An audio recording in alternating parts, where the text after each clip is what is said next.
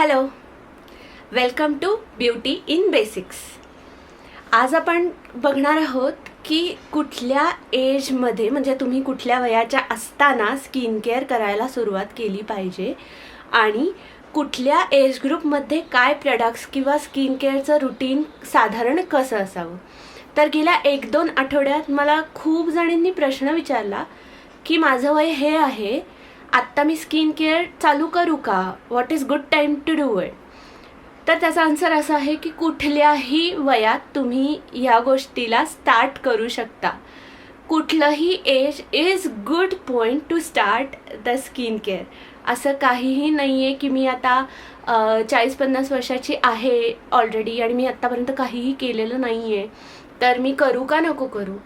Start with basics. पण आता आपण थोडंसं बघूया की तुमचं एज काय आहे आणि त्याच्यानुसार तुमचं स्किन केअरचं रुटीन कसं असलं पाहिजे. तर सगळ्यात पहिलं, तुम्ही तुमच्या 20s to 30sमध्ये असाल, साधारण कॉलेजमध्ये किंवा जस्ट जॉबला वगैरे सुरुवात केली असेल, अशा वयोगटात असाल, तर तुमचं रुटीन हे एकदम बेसिक ठेवा.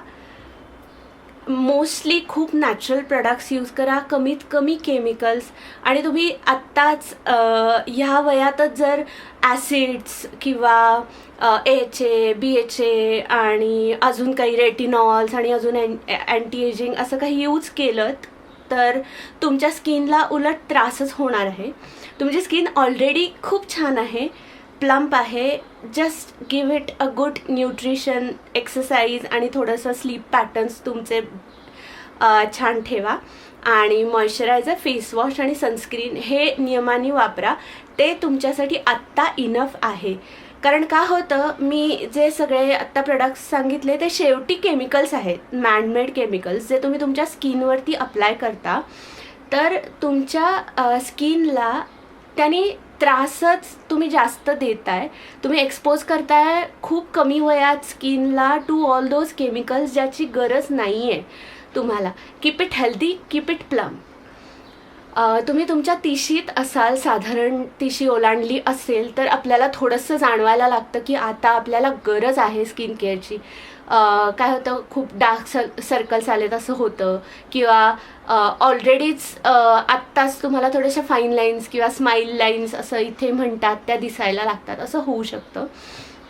तर अशा 30 ते साधारण 40-45 या वयोगटामध्ये थोडासा एखादा एक्स्ट्रा प्रोडक्ट, एखादं सिरम, म्हणजे तुम्हाला जो पर्टिक्युलरली चॅलेंज फेस करताय तुम्ही त्याच्यासाठी जे उपयोगाचं आहे असं स्किन केअरचा प्रोडक्ट किंवा मॉइश्चरायझिंग मास्क वगैरे तुम्ही ॲड केला तुमच्या रुटीनमध्ये तर इट्स गुड.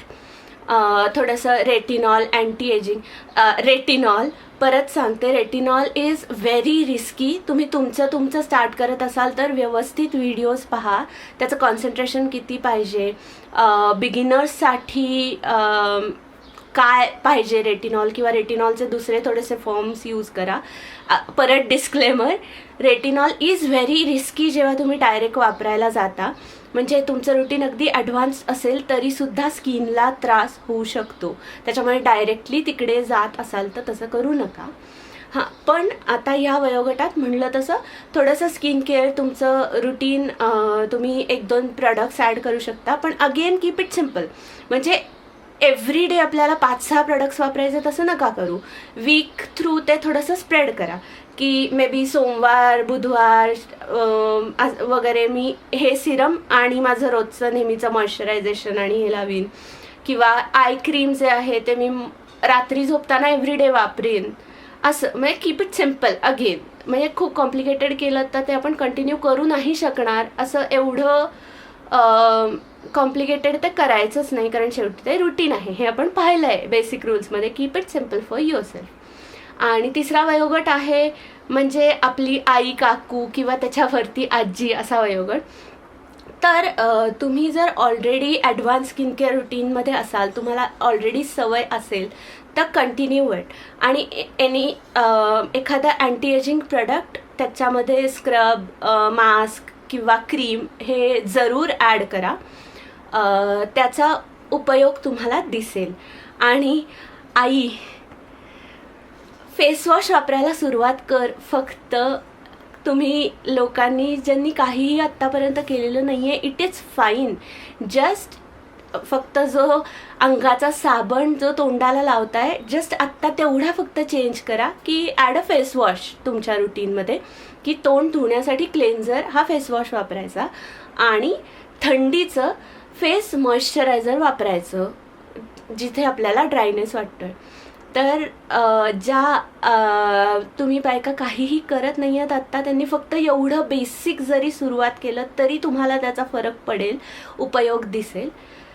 तर नक्की चॅनलला सबस्क्राईब करा, लाईक करा आणि पुढचा व्हिडिओ म्हणजे तुम्हाला डिरेक्टली तुमच्या नोटिफिकेशन फीडमध्ये